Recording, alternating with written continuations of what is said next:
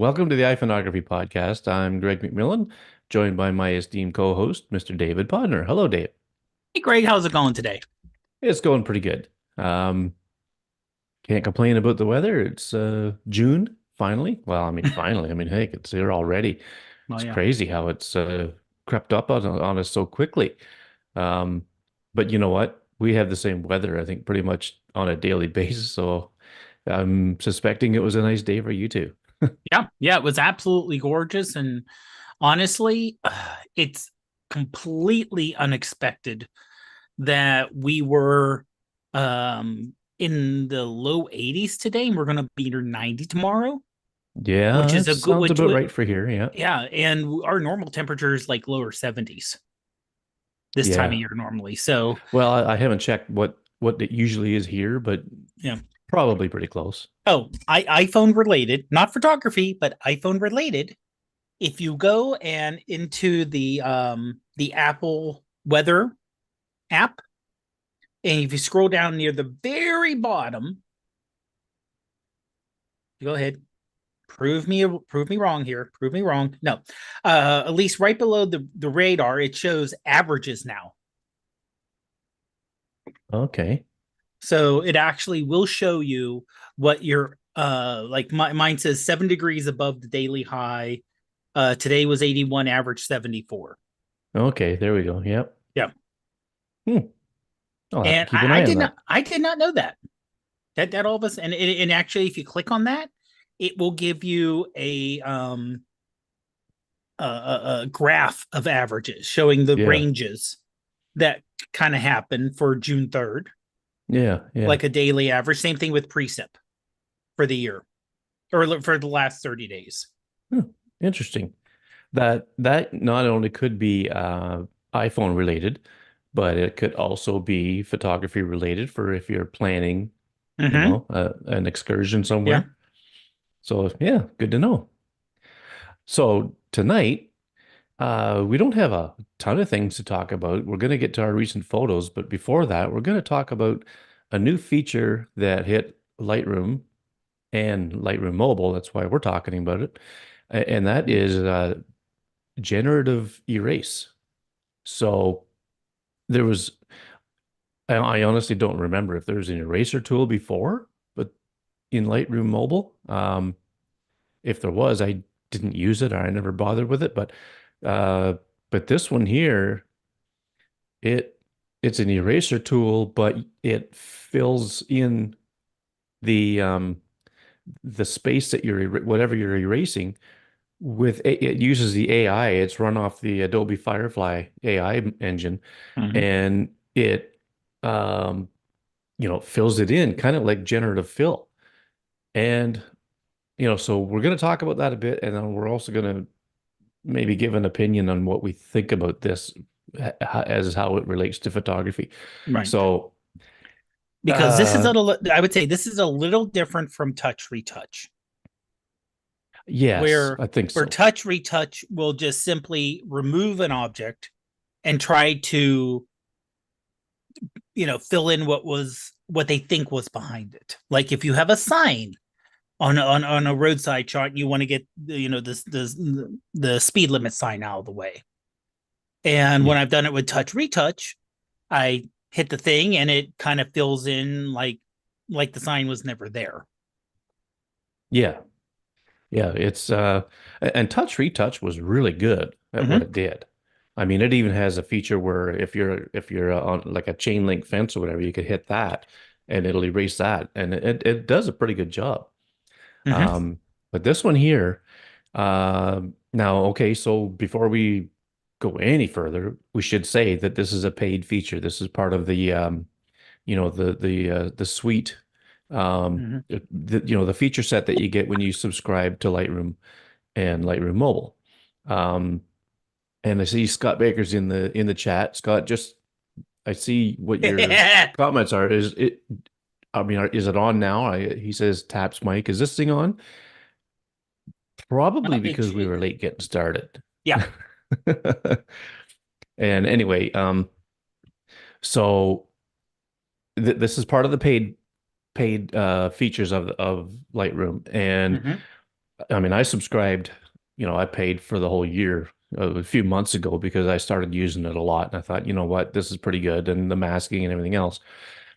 And the way I heard about this was from Brian Matthias's YouTube channel. We had Brian on here on episode 113 Okay. to talk about, Lightroom Mobile and Mm-hmm. his photography and things like that. And uh, Scott Baker says, late taking a play at a Shane's book. Yes, that is correct. Yes.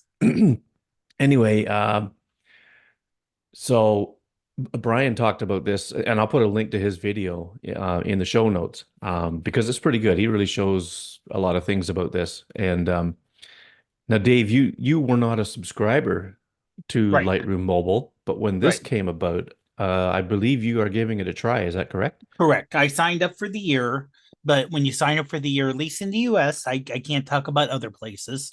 It does give you a 7-day free trial. Oh, okay. Yeah, I'm not So sure if it I'm does that yeah. here or not, but So I'm on the 7-day free trial still. So I wanted yeah, to okay. try it out. Now the yearly one in the US is $50 US for one Yeah, year. If you sign up for the month by month, you do not get the 7-day free trial, but it's $5 a month. So it kind right. of depends if you're willing to take a splash, if you will, for an entire year. And if you are, then the question is, if you're not quite ready for a year, but you want to try it more in a week, $5, but you'll pay longer you'll pay more in the long term, but it's Yeah, $10 more a year. So it depends yeah, if you're comfortable with $50 at once, or if you're like, yeah, you know what, I'll be comfortable $5 a month and cancel and restart anytime. yeah. Oh, yeah. I thought about maybe going monthly, but if I recall, yeah, I think I got that 7 days free trial too Mm-hmm. if you go yearly. So, and for me, it was like $66, I think, Canadian.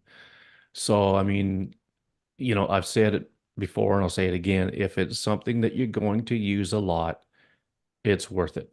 You Right. know, Right. And even and though, I already even, use. Oh, I'm sorry. no, I was just gonna say, even though, you know, the subscription model turns a lot of people off.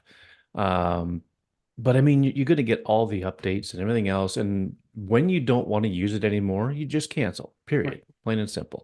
That is So, one difference between um and I do apologize for the little bit of movement. I spilled some water. So oh, I'm trying to clean that up real quick. oh, If okay. you see movement on camera. But the you can, like you said, if you do the month by month, the Apple model for subscriptions is so much better than almost any other model. Because you want to cancel, you can cancel. You want to start up again, you can start up again. You know, if you want to sign up for longer, you can do that. But not like you said, you can use the one reason that kind of pushed me over the edge was the low cost per month. Now remember, if you get the Adobe, this is only for the iPhone version. The Lightroom Mobile is at $5 a month. If you sign up for more the Adobe suite, of course, price gets jacked up big time. So, if you're only like, I only use Lightroom Mobile. So I don't use any other thing. If you use regular Lightroom on the Mac or PC, in addition to Lightroom Mobile, the cost is going to be more. So that's just something to keep in mind. But, I already use Lightroom Mobile a lot, the free version. So it's like Mhm. I already use it. I know I like it. It's powerful enough. So might as well take the plunge. Yeah, yeah, absolutely. And and now you have the masking feature, Yeah. uh, Which I've which is used which I've used multiple times. And I'll yeah, go over the when we go over our post pick of the week, our pretty much recent photos. our recent photos. I'm sorry. Yeah. Don't want to throw anyone off on what we're doing or what we did. But yeah, so recent photos. Um, I basically used Lightroom Mobile and masking I use masking on two of them. Right. And the other one I just used their AI suggested filters, Oh which is yeah. also a paid feature. Yeah. Okay. So, and on the masking thing, check out Brian Matthias's channel for a video. And I believe I've linked to it in episode 113 when he was on his video where he stumbled upon this uh, uh, amazing technique for masking the sky because sometimes you get a little bleed into the um, oh, I gotta switch this back to gallery view so we can see what's going on with Dave's cat. It's so cute. Ah. Uh, Brian discovered a way to mask the sky that's so much more accurate than just hitting, sky to and selecting a Mm-hmm. mask. Um, it's kind of counterintuitive, but Yeah. it really works well. So you should check that out, Dave. Now that you've got the masking, and Yeah. To review it. Yeah. I'll put that video in the show notes as well because Even it's though it did do a pretty good job on its own when I just did Sky. yeah, yeah, it does pretty good. I mean, through trees too. I mean, you got So yeah, the and Sky and this was is what I'm through saying. trees You and it got to did all that. pixel peep. You got to pixel Yeah. peep to see what I'm talking about. But yeah, it's pretty good. Um, so But the generative AI, I think I posted this to the Facebook group, the little video screenshot I did, okay, yeah, where it just testing. yeah, And there was a like I said, there was a little pole, like a traffic direction pole. And hmm I just wanted to get rid of it. And it just didn't get rid of it. It replaced it with a tree trunk. because there was a tree in behind it. There was a tree behind it. And I guess in order to make it look filled in instead of just trying to figure out what's behind it, it said, oh, there's tree leaves above it. I'll put a tree trunk here. Yeah, yeah. Now, immediately after with the tree trunk, it looked pretty good, looked like it belonged where it belonged. And it was a zoom shot, and it would be really hard to notice it just because it was actually a turkey crossing the road picture. Oh yeah. Busy intersection, wild turkey decide just to cross the road. Oh really? Yeah, yeah, Well, urban wildlife. pretty much. Yeah, yeah. Yeah. And it was like we were in the car, and Ruth got her phone out, and I said, make sure you use the 5x, it's far enough away, and so it's a little pixelated because again, 5x, even though it's good, it's still 5x. Yeah. So when you zoom in, it's going to get, but it turned out pretty good. Yeah. Um, so, that's what this feature does is it will fill Mm-hmm. in uh what's missing or what it thinks is missing. And one of the really cool things about it is now in Photoshop with the generative fill feature that it has now, when you create something like say you have an image and then you want to expand on it, you want to put something there that Mm-hmm. wasn't there to begin with, and you use generative fill, or if you're taking something in the image and just you want to take it out or whatever, generative fill offers you three choices. And so like that's what this does. It Mm-hmm. so when you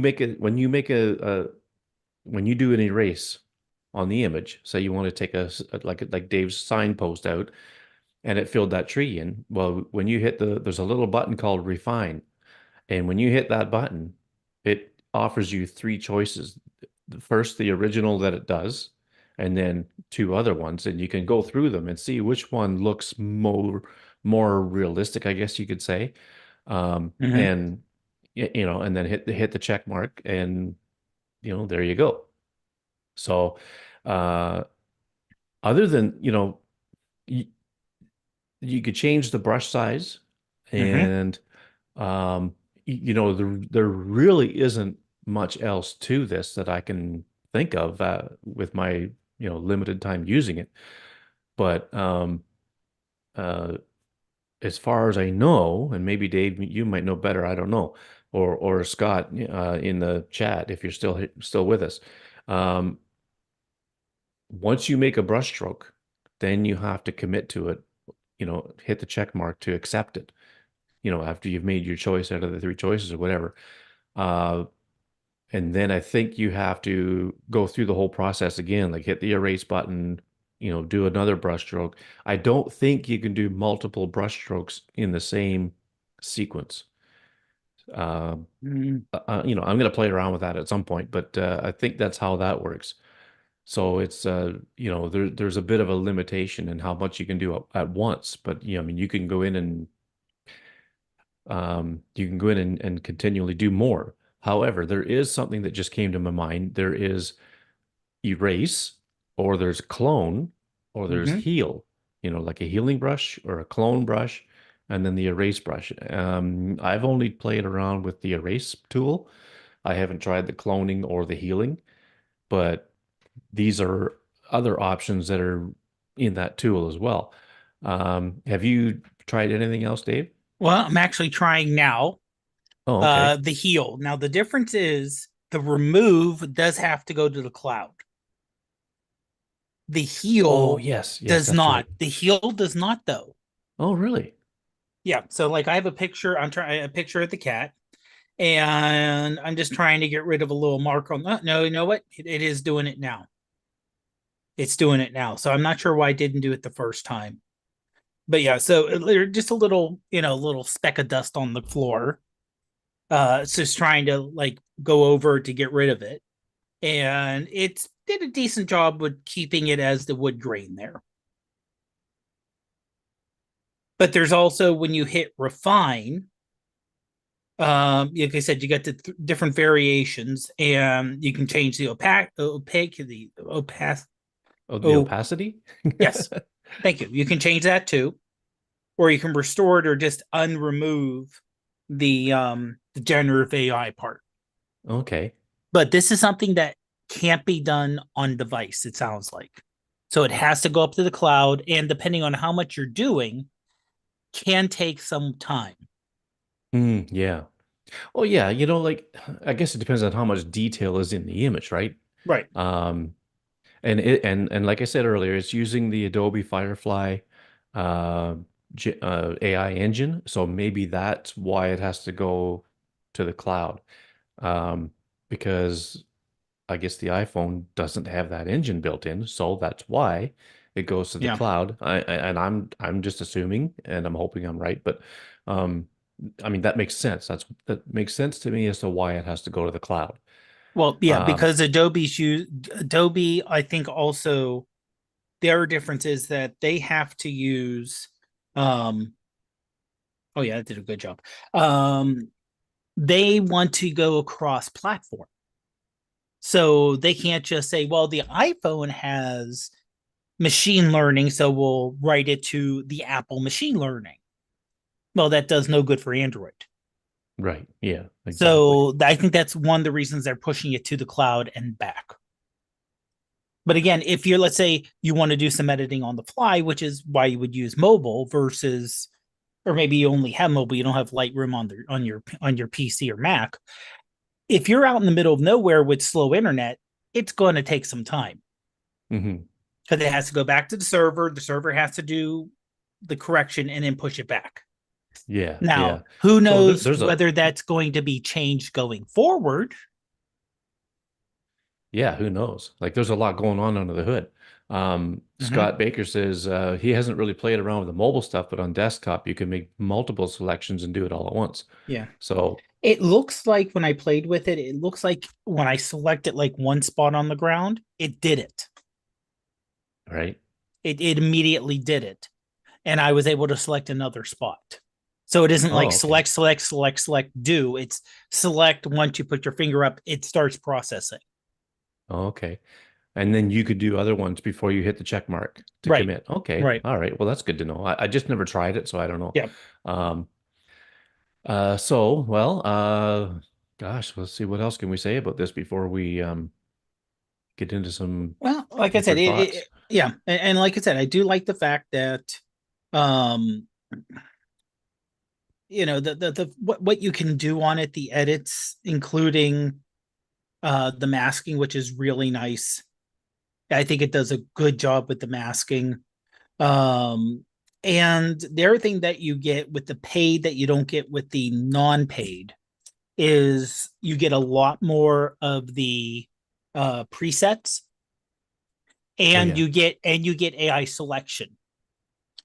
So you can go in there, go to the presets, hit give me suggestions. It will scan the photo and it will give you various suggestions that it has. And then you can like, oh, then I only want black and white suggestions. And you can go deeper and deeper and deeper that way. Oh yeah. Um, Another thing that they've added here is so they had a blur tool, but what they've done is they've added some AI to the blur tool. Mm-hmm. And so that's like you could compare that to adjusting a portrait mode shot. Um, I think it says you can refocus. Now, I don't know if you need depth information in the image or it You creates it don't. for you like You don't. Focus does. It creates it because I just did one where I took a picture and it was not portrait mode. It was just a normal photo. Hmm. And I'm able to use the slider at the bottom to select what's in focus and what isn't. Right. Okay. I Yeah. can, So and then you can narrow it down so you're only having a smaller range that's in focus. yes, yes. Um, so that I tried that on an image, a macro shot actually, this that I took this morning Mm. of dew or oh actually it was raindrops because it would rain the night through the night, and the blades of grass, and there was a blade of grass right in the frame when it one basically from the bottom corner and then kind of curved up and around and headed back towards the back. And when I put the blur on, like I wanted to see if I can kind of emulate the image would look like if it was shot with an actual macro lens as opposed to the iPhone macro function. And it looked pretty good until like it was a big blade of grass, and then as it went back into the image, Mm. it went to the point, right? Right. The blur fell apart near the edge of like near the end of the blade of grass. So it was blurred and then all of a sudden it went abruptly back to almost sharp again, or it didn't do its job on the tip of the blade of grass. So I was going to put that image in our recent photos, but because of that little blunder, I decided not to. Maybe I'll include it in the show notes on the Facebook page when I post them. Um, but I've used the blur thing before on so last Halloween night, we got a pile of snow, wet snow, and it really stuck to the tree. So I took this really cool shot, and I used the 5X or the 120 millimeter camera, and it had some nice compression in the image. But I thought, okay, what would this look like if I used the blur tool and Mm-hmm. just blurred the background a little bit? And it did a pretty good job. If you looked at it close enough, you would see where you could tell it was done, you know, artificially. It wasn't optical blur. But now this one, this with this feature here, I have to see, and maybe I could try it on the same image. I'll have to see if it's any better or not. But and there's also different types of blur, like kind of Mm-hmm. like Focus had. Focus had this a bunch of choices with to emulate different lenses, like a Right. Minolta, whatever, all these different lenses with different kinds of blurs. Like so, there's like circle, there's I forget what the Well, choices are, but yeah. Well, I actually have it in front of me. So oh, super. circle, bubble, five blade, ring, and cat eye. Okay, yeah, and so I didn't really play with them yet, and this is fairly new, folks. This just came out what about I don't know less than a week ago, I think, Yeah. and and I think actually Brian Matthias's video came out on the 28th of May, so you know definitely less than a week ago.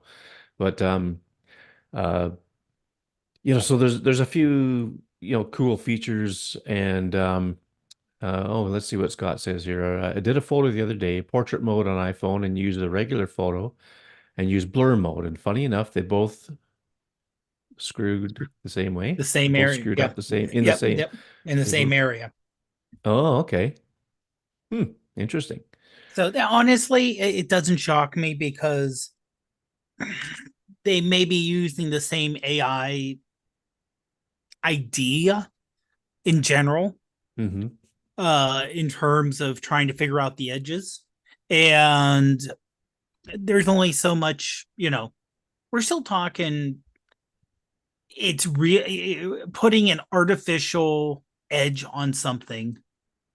It's still not, you know, there's still areas where it should do better, but it Yeah. doesn't. Well, this is it also says in the app, in the Lightroom mobile app, that this is early access. Right. So, what else was I think Blur was early access when it first came out. So that kind of tells me, and Brian Matias talks about this in this video too, that that it, it's kind of beta, but they're not calling it beta, they're just calling it early access. Early access. Yeah. So it's bound to improve over time. I think the more people use it, because this kind of begs the question, okay, what's happening when you send a thing like that? It has to go to the cloud, right? So what's Adobe doing? And maybe it says in the app description, I don't know, but is Yeah, Adobe? I did not see anything in the app description. It's probably just say it would say something like being sent for processing. Yeah, yeah, more than likely. Like I'm not saying So Adobe's being nefarious or anything, um, no, but because they would. anyway, There's easier way for them than to be nefarious in this, oh yeah, yeah, for sure. especially since this is only available for paid people. And you figure that Yes, paid amount would be significantly smaller than the non-paid as a percentage. I think yeah, that's a fair assumption. That yeah, it's if they really wanted to get your photos, they would give everyone 1 gigabyte of Adobe Cloud storage for free. And yeah, oh, it's in the cloud. And when you upload to the cloud, it's automatically scanned for your protection. And yeah, then they have access to it for whatever, and they can even put in by uploading to cloud, you give us the ability to scan it, blah, blah, blah, blah, blah, blah, blah, blah, blah, blah, blah, blah. yeah, So, yeah. Um, so it's a good tool. It works really well. mm-hmm, One of my Aurora Borealis pictures that I took at work with all the nice purple in it and everything else, mm-hmm, there was these hydro wires. We call them hydro wires. Some people call them power lines, yeah. going right through the image. And I tried to use touch retouch to remove them, and it just wasn't working very well. Mm-hmm, I used the line tool. I used a couple of different variations of the line. You used really thin or a little thicker, and it kept the result always showed that they were there, and you knew right, something was taken out. right. I used this on them, and it did a lot better job, a lot better job. I was really impressed with how it worked. Yeah. Um, That could be some difference between on camera processing using what they have access to and Adobe's massive servers where right. they're uploading that way too.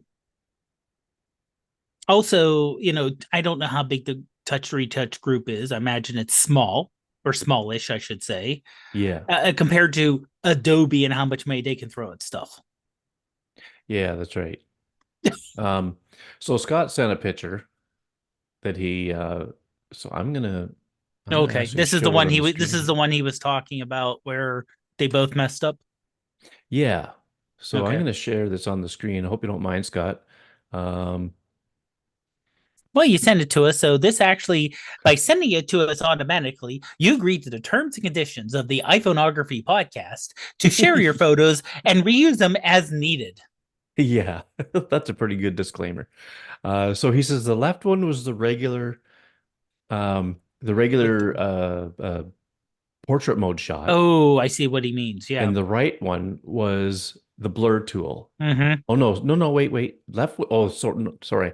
The Yep. left one was the normal shot that he Mm-hmm. used the blur tool on, and the right one was the portrait mode shot. And it's, Yep. you know, Same place.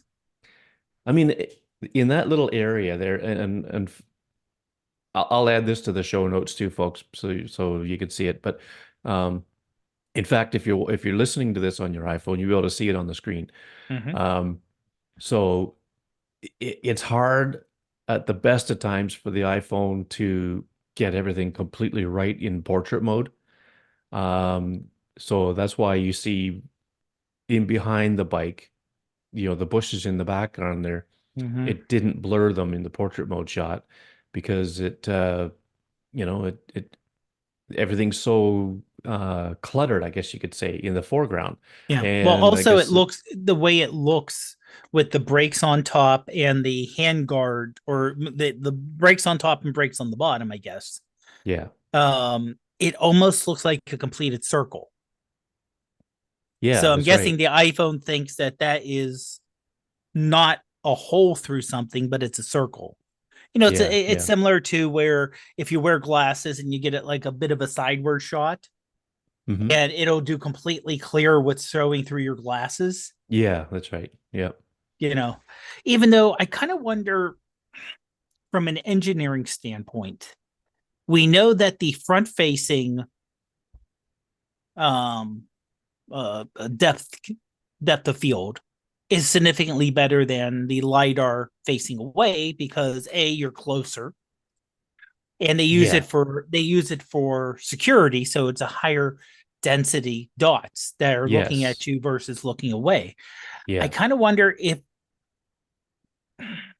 is there any way possible, which it probably isn't, I'm sure they looked into it, how much more dense would you have to make the lidar to give you, because if you look at when they show it, the lidar going out, it spreads out so much that it gives you a good feeling, but the details it needs to use the artificial intelligence on top of it. Yeah. And I used to know what like I guess you could say the quote unquote resolution Yeah. of the dots with Face ID, the sensor on the front facing camera, it sends out about 10,000 dots to cover your face for all that detail. And that's how it can figure out, if you got glasses on, glasses off, if you haven't used it, you know, okay, so even, mask on, mask off. There's different scenarios, over time you grow a beard, that sort of thing. But it uses all those dots to get the areas of your face that it's familiar with, that hasn't changed that much, and that still knows who you are. I mean, after so long, it'll ask you to authenticate with your passcode again. But Mm-hmm. um, oh, Scott says, taking this photo, I backed away and used the 5x to get greater depth. Mm. So that might have something to do with it. I don't know. It's hard to say. I don't often use the 5x for portrait mode, but now I'm going to experiment a little bit. But with the LiDAR sensor, it uses a lot lower resolution when it comes to the number of dots that it projects. And I used to know what that was, and I can't remember what it was. Okay, well, Face ID, it says I'm doing this off of Wikipedia, so you got to be careful here. Yeah. But it says 30,000 dots. Oh, really? Yeah, Okay. Unless it started at 10, I'm pretty sure when it first came out, they said something like 10,000. Maybe yeah. it was 30,000. I don't Well, know, I but think it was the chance of someone unlocking your phone with Face ID is 1 in a million compared to Touch ID at 150,000. right. So maybe that's where, but you're right, it could be. And of course, and then they say that Face ID has been around since 2017, Hmm. 7 years ago. Yeah. Yeah. It's crazy. And I remember everyone was kind of up in air. Oh, how are you getting rid of Touch ID? And what is this? And what is this? And what is this? And what is this? And what is this? So it's like, okay, just calm down. Yeah. Okay. Well, I'm okay. Here we go. Let me know. Someone just tried to use the mouse for me. Um. Okay. Someone says the resolution is around 640 by 480 ish pixels For the for the LiDAR. lidar out the back. So Okay. someone else is And it's uh it's gonna have a range. Like like it's not 20, it's yeah, 25 by 25 points. So you're not, it's good for AR, it's good enough, but it's not um it's not it's gonna get, between the brake handles and the handlebar on a bike that's, exactly that far however away. But many feet away. Yeah. yeah, because that's pretty if he's using, since he's using the 5X, that's a pretty good distance though. Yeah. Yeah. So So so, I mean, physics. Again, physics yeah. kills everything. Yeah, exactly. So okay, so I'm not sure what else we could say about the features and things about with this erase tool and all that stuff. But now let's get into we'll keep it brief, but a little discussion about how we feel about this type of thing in photography. Um, so when the latest Pixel phone came out, Google, everything they touted about this phone was all the AI stuff. You know, like when they were talking about the camera, they talked about how you can, you know, move a person from one part of the image to the other, and then AI would just fill in Mm-hmm. the space where that person was. And everything that I can recall anyway, everything they talked about with regards to the camera was all AI stuff. Yeah. And I have a feeling that we're going to hear a lot of that this year with the new iPhone coming up in September. Who knows? Nobody knows for sure. But okay, so I was on Shane's live stream and we were talking about that a little bit. And I really poo-pooed that new Pixel phone because of all this AI stuff. Um, and now here I am using Lightroom Mobile with AI stuff. generative erase, and I'm kind of digging it. But I think it's okay. So this is basically a little conversation on ethics. Um, some people are really embracing this AI thing in photography. Mm-hmm. Um, I think when it comes to creating photos with something like Midjourney or one of these AI engines, it has to be said that it was created that way. And then as Right. far as I'm concerned, it's not a photograph, it's a digital work of art of some sort. You can't call it a photo because it wasn't captured with a camera. It's the AI engines will scour the internet for photos of things that match the prompts, and that's how the image gets created. Now, this is to the best of my knowledge. Um, I just don't like playing around with that part of the AI stuff because I would rather use my brain and my camera and my hands and my feet, and I would rather go out and get a picture and take it myself and create an image that way. Um, Now, when it comes to this generative eraser in Lightroom Mobile, I don't do anything too drastic, but and I mean I've used touch retouch before and all this stuff, and I might take I might take a power line out of an image or something like that.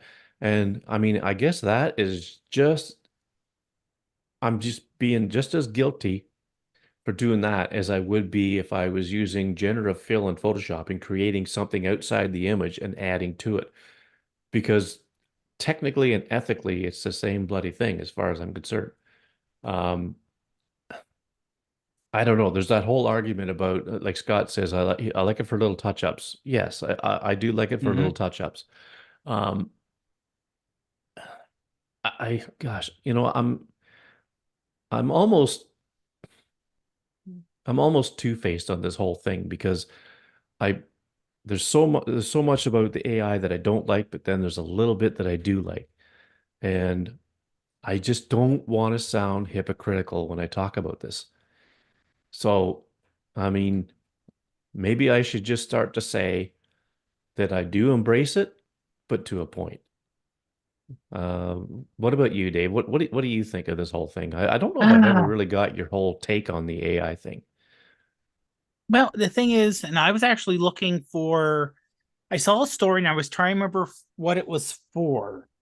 Oh, OpenAI, I believe this was under the new, I'm trying to remember, I can't, but it was showing a picture where it actually took a cut out of a person, like as part of a, I think it may even been part of a movie or a video, cut them out, moved them, resized them, and did a generative fill in the background. Really? Yeah. And I want to say it may have been one of OpenAI's new things. Um, for some reason that's throwing in, or maybe one of Google's thing when they were talking about, like I said, what they can do with the AI. And you're right. I think the only difference now between what was available before, because before you needed, you know, Photoshop, Lightroom, you needed multiple tools probably to get it just right, and a lot of skill and a lot of effort, and to just make the adjustments you needed. And now with AI, you can just say, oh, you know what? Move that person to the left 2 feet in the image and fill it in. And honestly, I can see Apple doing that. Apple's kind of both for, and I'm not as steeped in Android photos or Android photography, but we know that Apple, when you take a picture, you're just not taking a picture now.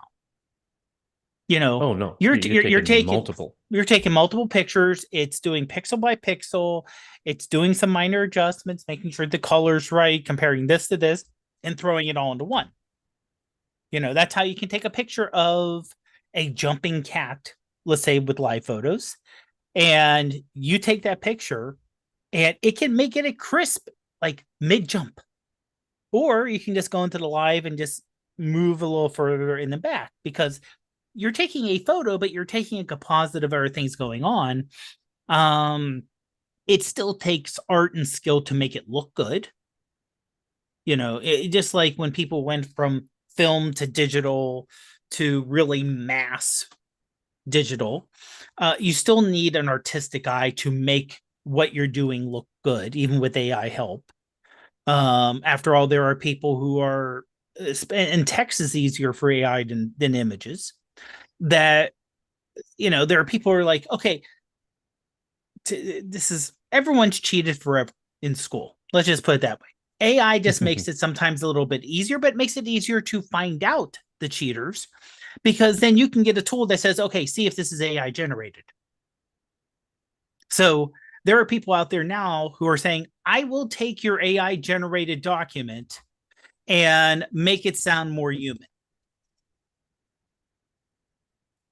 Yeah. So it doesn't come up in the AI checker. So you can get 90% of the way there. You pay someone just to make it look a little human. And, you know, and same thing with photography. You know, if I take a picture and I say to AI, do this with it or do that, it still has an, as for now, an AI feel to it. Hmm. If you listen to music, you can tell when something's auto tuned. Oh yeah. But it isn't bad per se, but you can tell there's been some sweetening, some adjusting to make it sound a certain way that's been done to it. And a lot of people hate it. If you're not listening for it, you can't tell. But everyone starts sounding the same because it's all getting tuned the same by the computer. Same Yeah. thing with AI images. Yeah. And the important thing is somehow there is a digital watermark that cannot be removed that says this is an AI. There's been AI adjustments applied to this image. Just so it's not as easy to fool people. Yeah. So what do you think of it though? Do you think it's I think it's a unethical, or do you think where is that line for you it depends on on how you're representing it.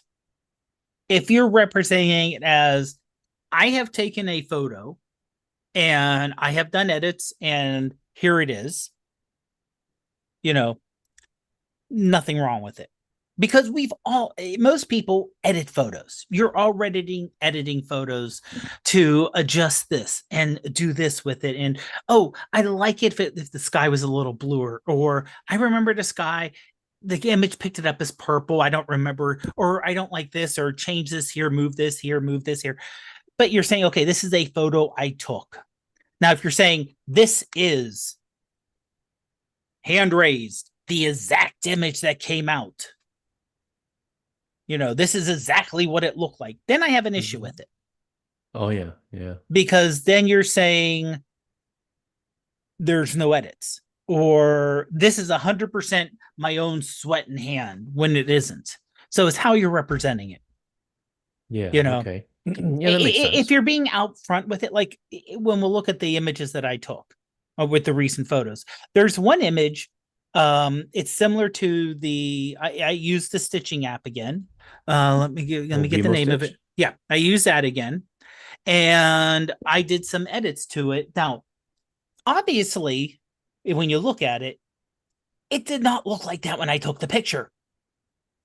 Yeah. Okay, obviously, but um you could hopefully people know what to adjust an image and non-adjusted image, and I can tell you um this may have some effect on you being in Canada with some media, not overlap, but media being thrown out.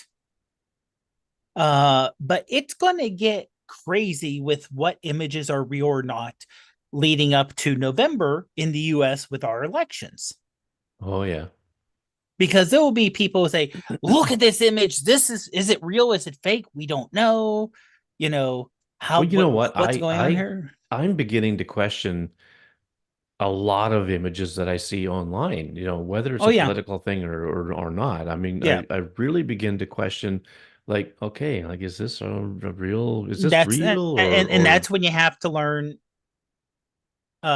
critical thinking literacy and seeing details. Like, does that person have six fingers? yeah, yeah, Which that's one thing AI has problems with. It has problems with words and fingers and things like that.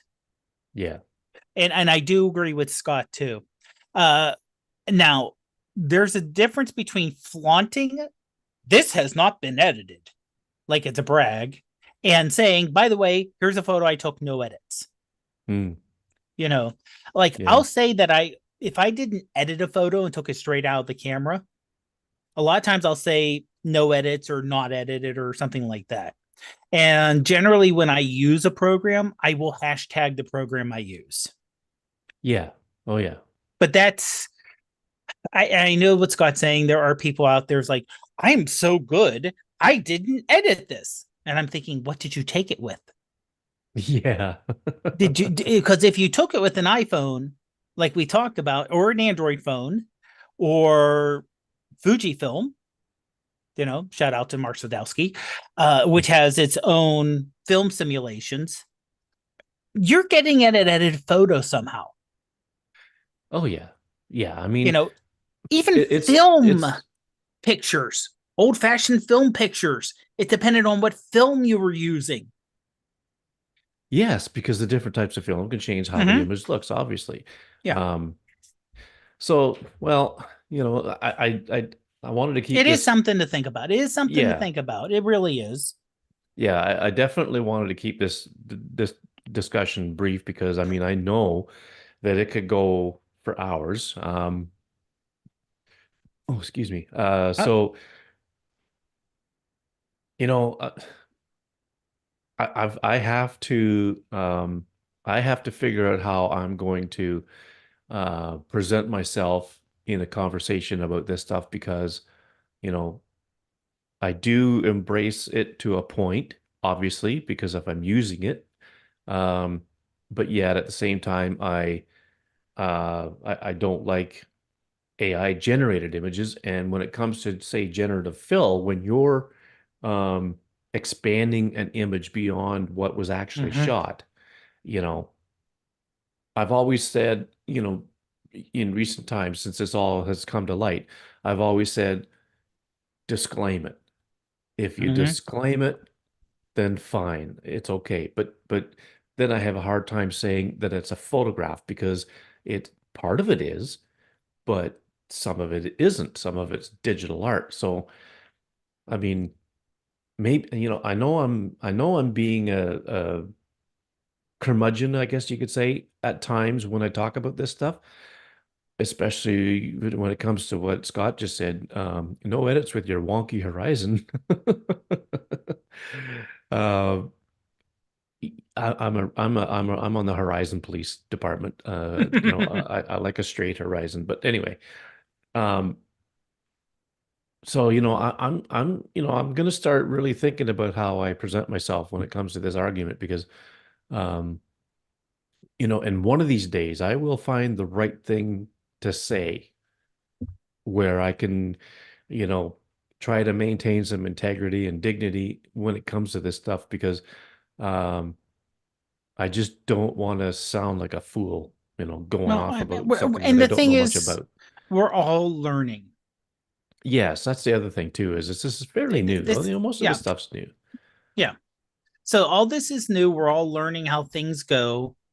And we're all, this is an ever expanding thing. And it's to say, and also something that you may say now may not hold in 2 years. Yeah, who knows, right? Like Scott says in the chat here, he finds it on Threads. It has a lot of digital art, but it's not labeled as such, or it's really hard to tell. Mm-hmm. And that's true. I've seen some images on there. I'm not sure if it was Threads, Twitter, or Instagram, but somebody was posting images. Oh no, it was a Facebook thing.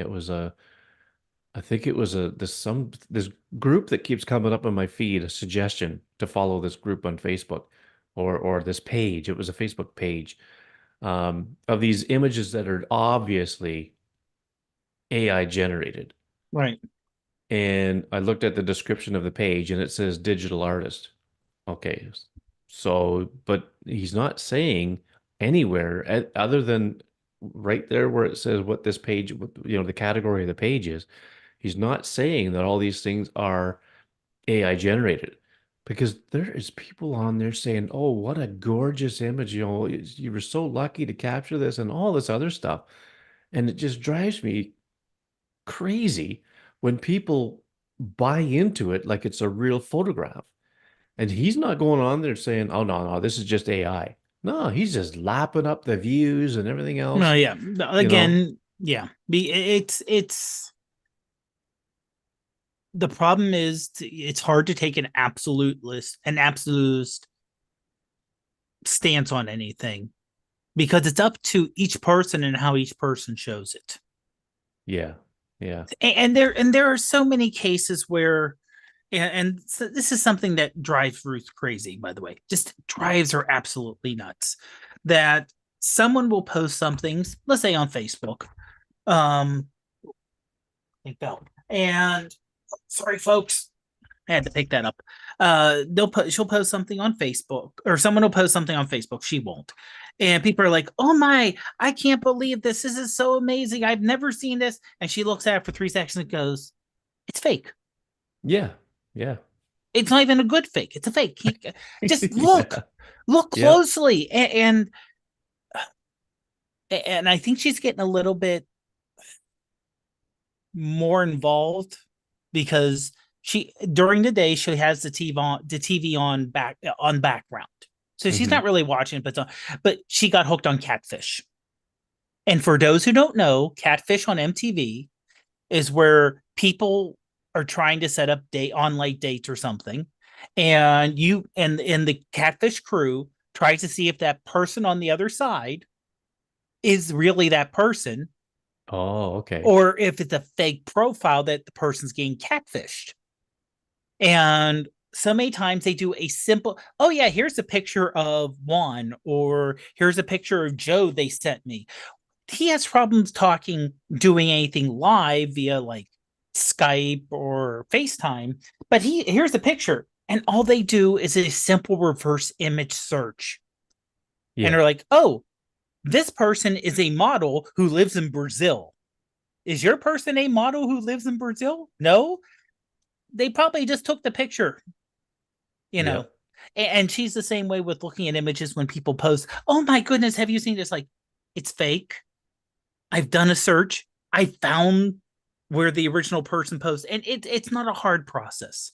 So it's Yeah. unfortunately something that we're all going to have to get used to, where you see an image, take a breath. Remember, they want you to react immediately. And they Oh, yeah. being Facebook, Twitter, I should say Meta, Twitter, TikTok. Everyone wants you that immediate visceral reaction. Yeah. Take a second, take a breath. I'm guilty of it myself sometimes. Take a second, take a breath. Go, okay. I'm going to take a minute out of my day and see, because this something here got to me. Don't, no matter what it is, and say I need to look at this. And honestly, that's the best thing we could do as people who put out content and people who consume content. Yeah. Yeah. You know, That's right. take a second to look at it. And hopefully, people are being honest with if they're saying something is, minor edits, like going into Lightroom Mobile and adjusting the color and the shading and using, and the one thing I learned from Shane Austin, the lovely clarity slider, Yeah. the clarity and the dehaze slider, Hmm. which just does mind blowing stuff to images that makes it look so much better. Yeah. Oh, yeah. Um, but it's like anything else. Take the second and hopefully, and for your, and, we all have to take responsibility. And if you do use edits, hashtag it what you used, or if there was a major edit that may not be as obvious as I changed the sky to purple. Well, Yeah. Yeah. okay, obviously, you edited it, but if there's an edit, like you could say, put it and say, by the way, here's the photo I took. I did this edit here. Yeah. And it just Yeah. helps make it open. Well, like you say, we're still kind of learning about how to deal with this stuff, and some Mm-hmm. of it's still fairly new to us. But um, I just thought I thought it was a good discussion to have, Mm-hmm. backed up to Well, the features that came out in Lightroom Mobile this week, and also because next week, let me just double check. I want to double check. I'm going to double check. Hold on. on the See, 10th. yeah, on Dub Dub, Yeah. where that's all going to be a bunch of AI stuff thrown at us from Apple next week for the Worldwide Developers Conference. And it would shock me if they don't mention photos and videos Yeah. with something And AI this related. is just, I mean, and this is what everybody is expecting. You know, Mm-hmm. I've seen people come up with things that, oh, this is going to be what WWDC is all about, and they don't even hit on half of it. Um, I pretty much, Especially with no hardware this year. well, not till September. Right. Well, no, I'm saying no any hardware. Like sometimes they'll come out with Macs or MacBooks Oh, I see. or Yeah. Well, they just Apple had an iPad TV. event, so Right. And no with MacBooks with yet. the M4 chip in the iPad Pro, so Right. um, But they're not going to put the M4 into the MacBook Pro or the iMac or the one thing Mac I have Mini. heard So that's more that time for software. one thing I have heard that's hardware related is that some of this stuff will only work on the 15 Pro, Hmm. 12 Pro Max Yeah. going and Yeah. whatever else is coming out of Hmm. after this. Um, so I mean, I don't know. I don't know where it all is all going to end up. Um, Scott Baker says iOS 18 stuff. Well, iOS 18 is supposed to be the biggest um, update on iOS since iOS 7. And he says, they're probably going to have RCS finally, which is Rich Communication Service, I think it's called. Mm. So that's going to make the communication between iPhone and Android that much better. Right. You're probably still going to have green Oh, bubble, blue yeah, bubble, there's still but there will still be a bubble because that's a marketing thing. yeah, yeah, that's true. That's a marketing thing. So Yeah, yeah, that'll still be there, but it won't be like if someone who has an Android laughs at an image, it'll right. Yeah. actually show haha instead of having text laughs at Yeah. image. Oh yeah. Yeah. So I mean, it's going to be really interesting to see what iOS 18 has in it. But Mhm. anyway, let's put that one to bed for now, Yep. and we'll go on to our recent photos. I kind of had a bit of a struggle coming up with three, but I managed to find some, and I think I used Lightroom Mobile for all of my edits, if I recall. I'll probably know better once I see the images again. But um, so we're going to start with your black and white one first. Okay. Okay. So And yep. there it is. Now, folks, look on your phone. You'll be able to see what Dave's talking about here. Right. And I just love the way that this turned out. Now this is again using Lightroom Mobile, using the presets, and they're suggested for black and white. So I did the image, I kind of squared it off. I just like the way it looks squared versus, 16 by 9 or 4 by 6. Hmm. And I just like the way because the barbed wire fence being there, the railroad tracks and the trees in the background, and the sky had enough definition, which I did use the masking to give a little more definition to the sky. Okay. Yeah. That I thought it would just look better as a black and white versus a color. It just gives you that extra desolate feeling Yeah. of what's Yeah. going Yeah. on. Yeah. It does. And had this been in color, I think it would have been too busy, for the Mm-hmm. eyes, with probably the grass is probably some browns in the grass and whatnot. Then you got green on the trees, blue in the sky. It likely would have been a little too busy, whereas the Yeah. black and white just kind of nullifies it all and it makes it all blend together, which is for this particular image, I think the better option, in my opinion. Yeah. But yeah, no, that's pretty cool. Now, this you look like you're kind of right in the corner of possibly a parking lot or something. Exactly. Yep. Yep. Okay. So I'm at the corner of the parking lot and right on the other side of the fence. I'm trying to think. Get over there. I'm trying to think what's on the other side here because yeah, this is kind of the part, and there's just like a business on the other side. Oh yeah. So I'm kind of in the back parking lot Hmm. of a business, and you can see that fence is in good shape. Where the next one over, the fence is already falling, is kind of falling over. Yeah. So Yeah. that's more of an industrial business next door. Oh yeah. Okay. Where the one I'm at is at the back of a grocery store. Oh, okay. So a little bit of a different feel between how they take care of the groundwork between the two. Yeah, yeah. Well, cool. My first one is a macro shot. Ooh. Imagine that. This is a clematis that we have growing up on a trellis or whatever up on the wall, back wall of the house here. And I wanted to situate this so that, you've got the center of the flower in focus, and then I wanted to see how the focus fall off is going to be with Mm. the macro function of the camera system. Because I know with a lens you get really good bokeh, or blur and all Mm-hmm. that stuff um, in front of and behind the focal plane. Oh, excuse me. And with with the 14 Pro, it was pretty good. Like the macro function. I never had the 13, so I couldn't try it out. Hmm. But with the 14, I think it got better. And then with the 15, I think it's better again Hmm. because it's somehow um it's giving you that sense of a shallower depth of field more so than it did before.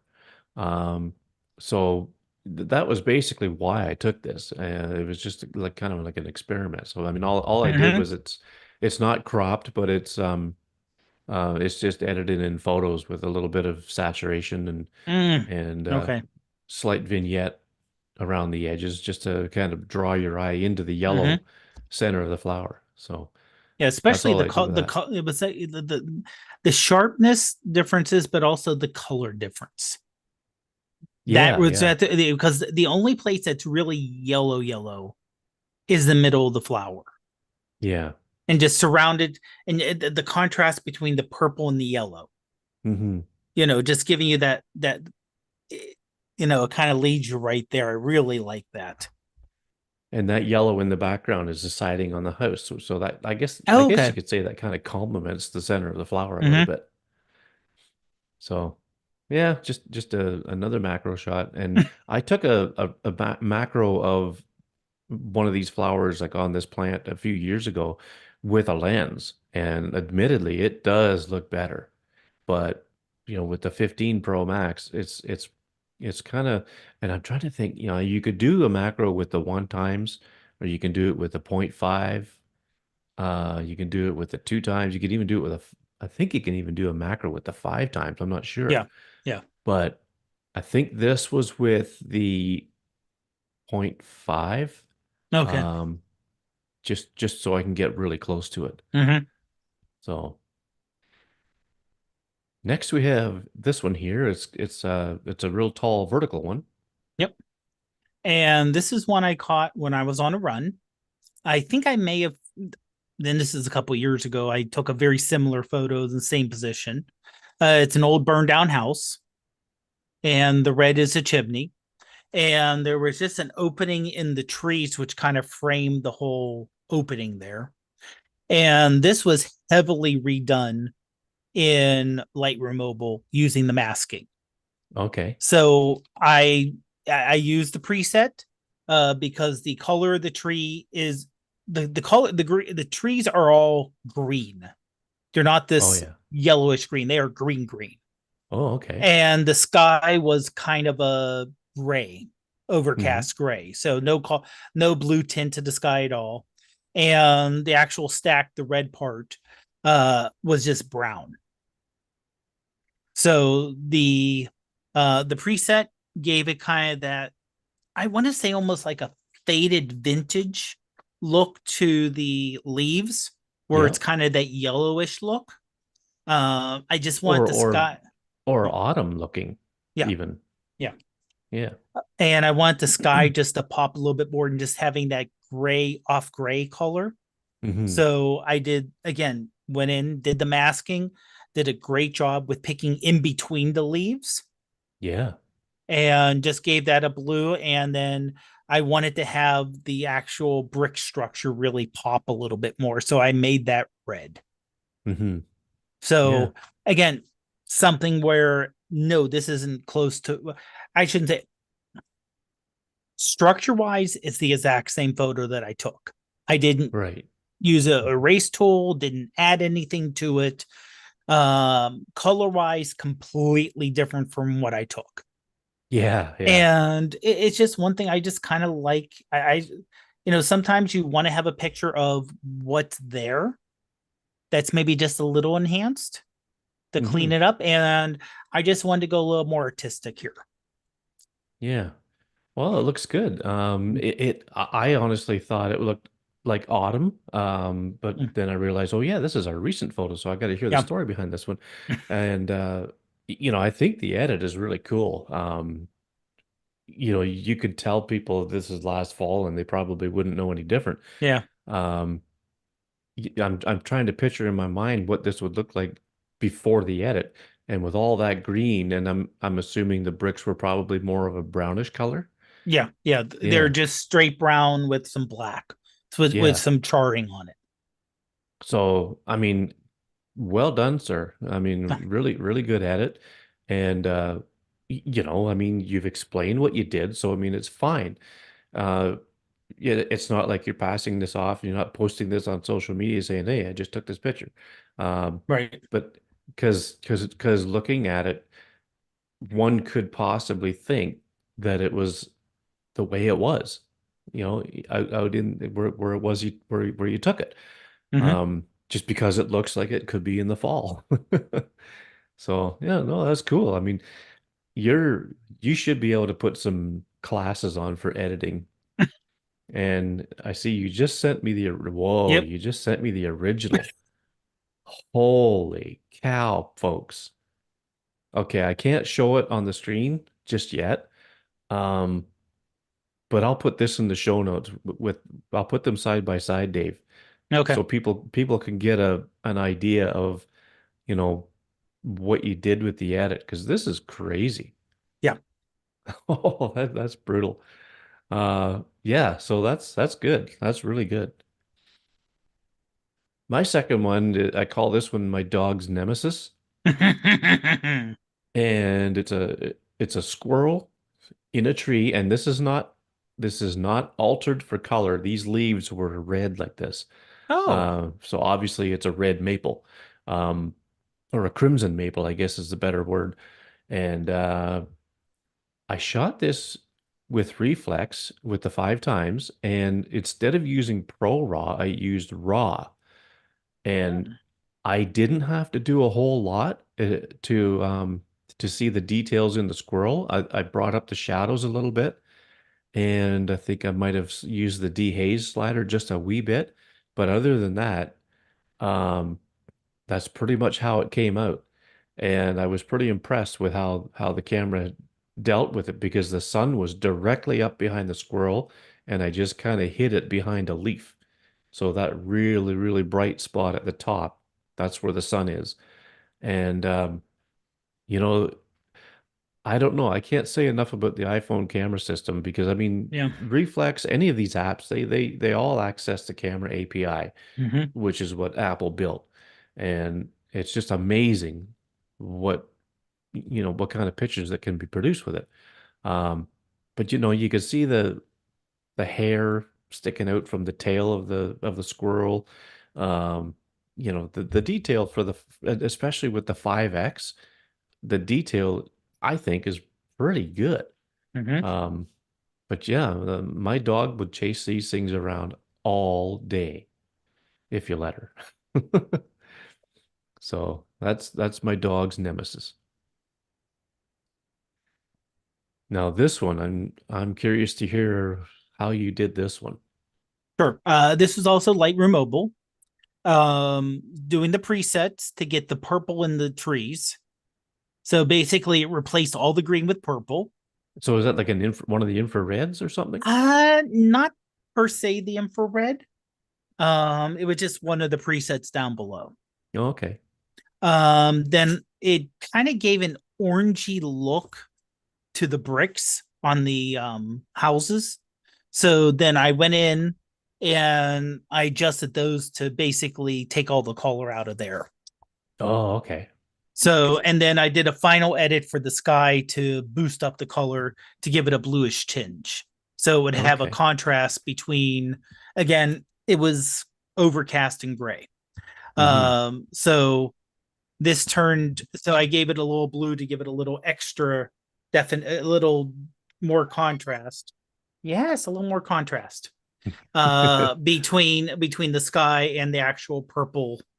But honestly, obviously you know that like the holly trees are not Oh yeah. purplish pink. Right. But it doesn't look fake. The way that it did the color changes, there's still all the natural shading that's there. Oh yeah. Yeah. You know, the with the shadows and everything else. So it isn't like someone just took, I'm sorry, purplish pink and just splashed it on there. Mm-hmm. So it did Yeah. do more of a adjustment that way. So you can see there's like these rings right above like where you come out your back door. So right up there in the sky, there's these rings, odd shaped rings going out. But what would that be from? Um, that may have been from a little bit of cloud and a little bit of sharpening. Oh, okay. Yeah, it almost looks like the anomaly that I saw in some of my Aurora Mm, pictures that were taken on the tripod. The handheld ones didn't have it, but with the ones that I took, it was right in the center, and it kind of went out. But yeah, I could see that being from over yeah, sharpening, or not yeah. not over So sharpening, but just sharpening in general. yeah, so basically, I wanted to give the clouds a little bit more dramatic look to it. Right. Okay. Yeah. So, Now, was that a local adjustment? Like the did uh, you use the mask? yeah, I did use the mask on that. Okay. Yeah, Okay. so I Yep, used the that sky explains it. adjustment. So basically, yeah, since I did went premium, now I have the masking where I didn't have that before. Yeah. So now I'm trying to. I may be overusing it, but I'm trying to use it here. Yeah. For those watching the video, I stopped sharing the screen so you can see what Dave's going through right now. He's got his You kitten probably Daisy heard. on his shoulder. Mm-hmm. Oh, that is so cute. So And I'll she I'll is probably grab a screen grab of that and then she's quite happy because she's doing some major purring right now. oh, that's good. I just can't use my right arm for anything. Yeah. I, I'm gonna take a But yeah. screenshot. Okay. I wanted to take a photo to send Ruth. Yeah. So okay, so I got a screen grab. Now we'll go back to sharing the screen here. That's pretty good. Oh. Well, it's past her bedtime. Ah, and she's trying to tell you something. So yeah. Dad. Yeah. So yeah, well that's cool. That's a cool image. Now this was the one you also used for with BMO Stitch, right? Right. Right. Yeah. So this is a pretty wide image, and yeah, I have to play still. I can't just let it go automatic. So I still make some adjustments on my own Oh yeah. to get it quite right. But yeah. Yeah. Well, I mean, again, BMO Stitch does a really good Oh yeah. job, and Yeah. I Because you can't can't tell. see. That may be part of the issue with the sky too. Oh, okay. Okay, When I yeah, come that to makes think of sense. it. Yeah, that makes sense. Well, that's cool. That's a very creative edit, using that preset, Mm-hmm. changing the leaves and everything else like that. It And you almost looked like, get, well, the thing is, you get so many. Um, like I said, even if you don't use the premium, you can still get. They still give you a lot of presets going on. oh yeah. Oh yeah, So for sure. you can still play with it, and see, even if you don't want to put it out on Facebook or Instagram or wherever you post your photos, you Yeah. can still give it a try and see, experiment, play with it. Yeah. Yep. I mean, honestly, that's one of the great things about digital photography is that you still have your original image. Oh yeah. And, you know, if you don't, because I took that shot and I did edits of 6 different edits. Oh, is that right? Some Camera Plus, some. I'm trying to think if I did it in Snapseed or not, or in regular. So I just one shot and trying multiple edits with it. Hmm. Cool. And what I'll occasionally do is put it on TikTok as a slideshow to music. Oh, okay. Yeah. So you're getting the same shot, but you're getting like here's an edit, here's an edit, here's an edit. Yeah. Huh, that's cool. Mm-hmm.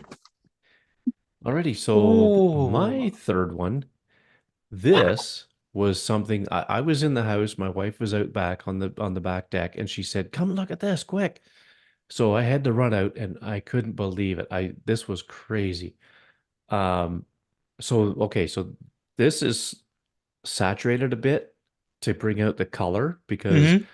in the normal shot that I took, it was just, a little more subdued, but I wanted to emphasize what it really looked like. Um, and it's like I'm sure there's a name for this. It could be a form of a sundog type of thing, that type of thing that Mm. happens. But the, I mean, it's obviously there's water droplets or some kind of condensation in this cloud formation, and the sun was shining right on it, and it was just really cool the way it Yeah. looked.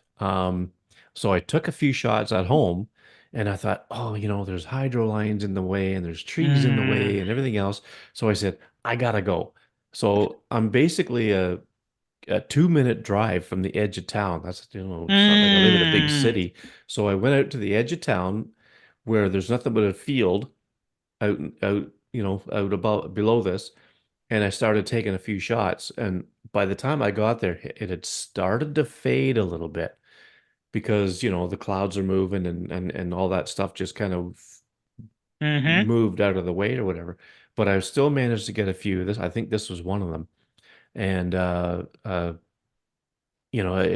looks so cool. Some of the ones that I took with I think this was probably the 5X.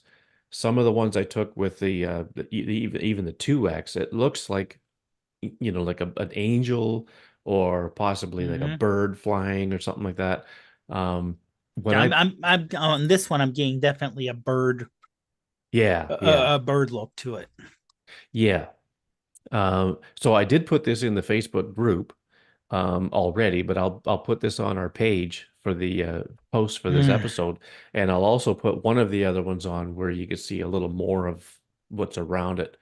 Um, but yeah, it was just so cool, and I Mm. don't know what it's called, but there's a name for it. But you could see, there's purple in there, there's orange, there's yellow, there's green, um, probably some red. I mean, it's typically a rainbow color, right?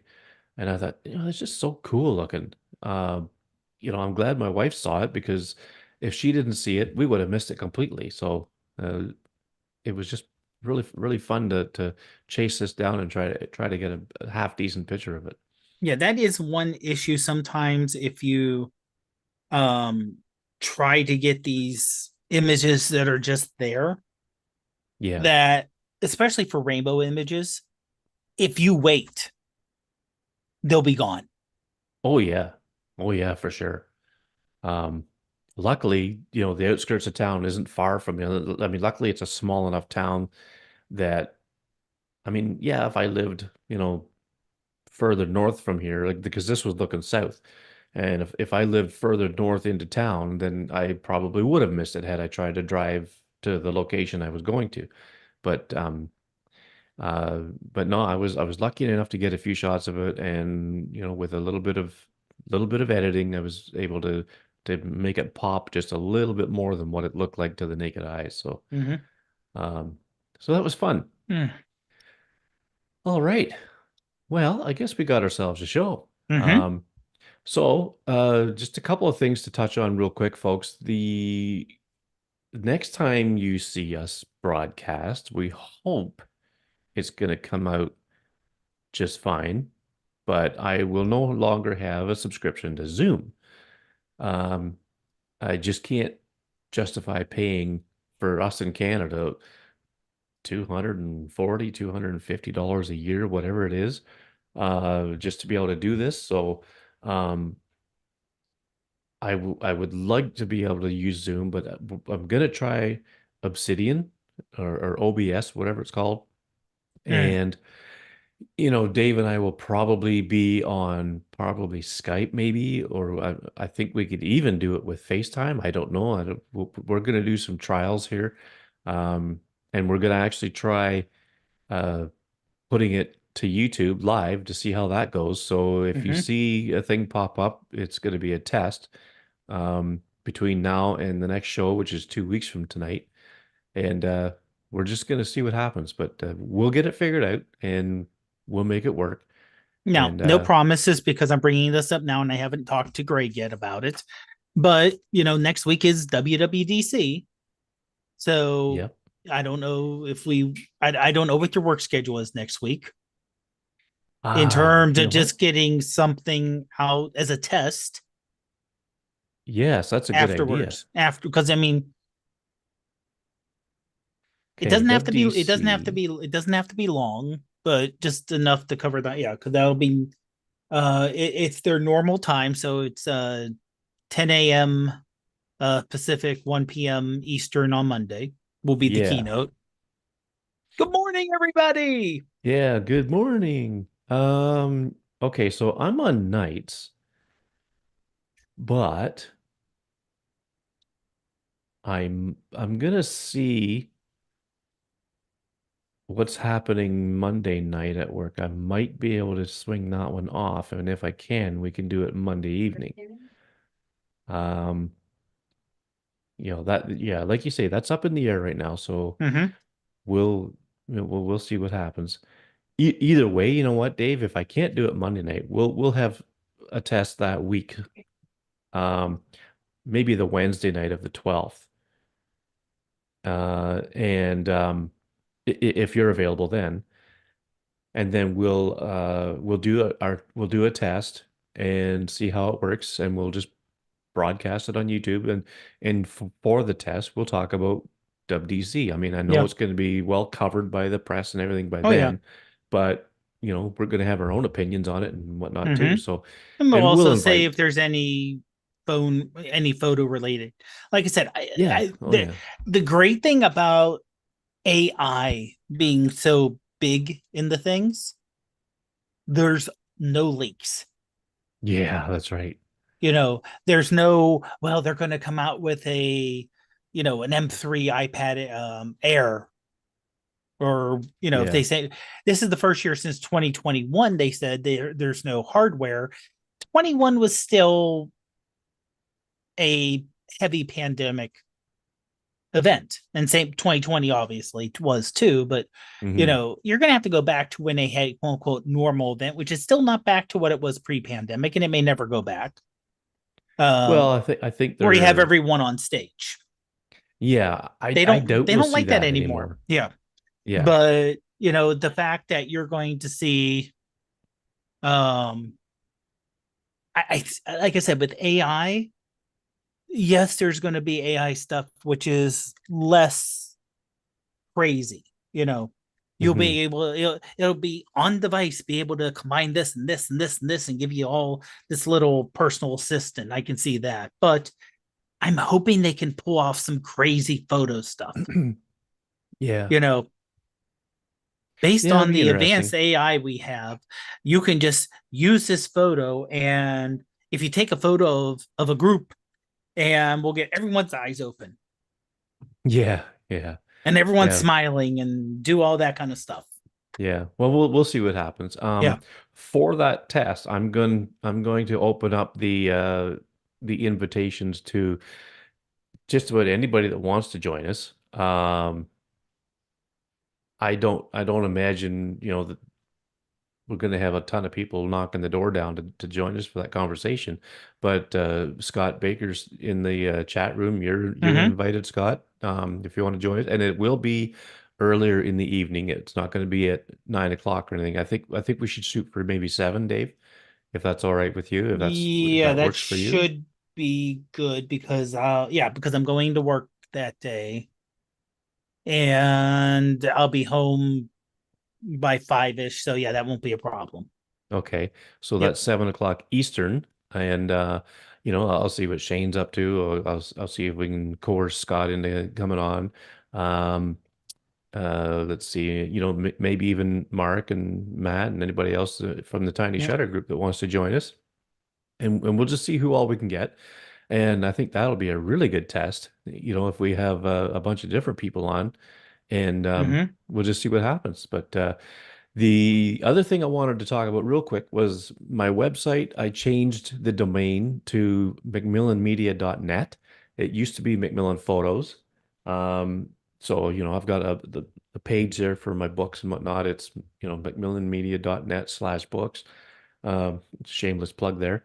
And so if, you know, there's the chance that, the three people that see and listen to this might have it in their favorites, it will still go to the same site with Macmillan.photos, but I'm going to start sharing the new domain uh, going forward, just because I want to phase out the photos one and keep it all under Hmm. one banner. So uh, other than that, that's all I got. Thanks, Dave, for a great discussion again, and I guess we'll see Okay. everybody on the next one. Have a great one, everyone.